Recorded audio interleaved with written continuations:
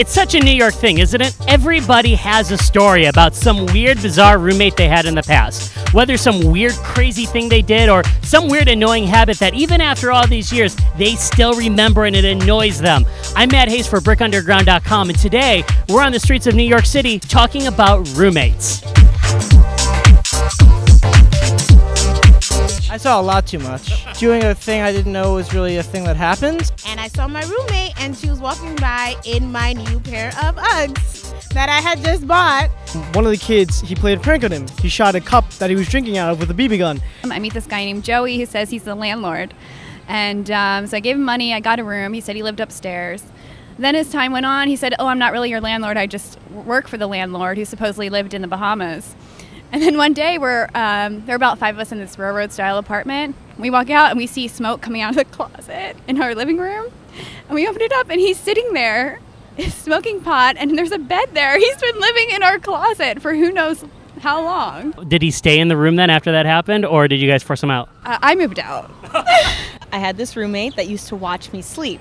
And every morning I would wake up to have her staring at me, and I would just look at her like, okay, and I would roll over to like the other side. Now, when she would watch you sleep, was it like right in your face sleeping, or was she just kind of like in a creepy corner watching it in a really creepy way? She was on a bottom bunk and I was on a top bunk, and she just used to sit on her bed like watching me sleep, and it was the weirdest thing. But my one roommate vented about the other roommate. They would flip the toilet paper roll. They would have like an ongoing toilet paper flipping contest. Every time one would go to the bathroom, she'd be like, oh, the toilet paper slipped, and then she'd come out, and then the other would go in and be like, oh, the toilet paper slipped, and they'd both complain to me about it. I didn't even know there was a right way. At least they changed the roll of toilet paper and didn't leave it completely empty. One of my roommates told me, oh, I studied martial arts and I'm good at target practice. So he said, I'm going to use you as a target. He said, just stay still, sit on the couch. You're not going to get hurt. I'm really good at this. He took 3 knives, threw all 3 of them at my head. They all landed on the wall right next to my head like this. So he's like, you okay? I'm like, yeah, I'm okay. He's like, all right, stay there again. He did the other side. Has he ever done this since to you guys, or was that kind of a one-time deal? Like a one-time thing. And we painted over it, so we didn't have to give back our security deposit. I love that.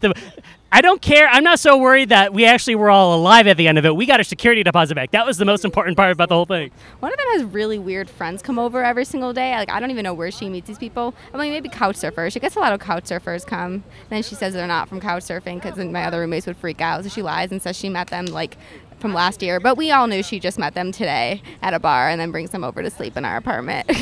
So you just come home and you never know who's actually going to be on the couch when you walk in? No, it's like they call it Club 602, our apartment. I had a roommate once who told me that she liked the remote perpendicular to both the couch and the TV. I wasn't aware that she was like fully OCD, so that was a surprise. It was like a passive-aggressive, friendly suggestion, like, actually, the remote should be this way. Let's try it out for fun.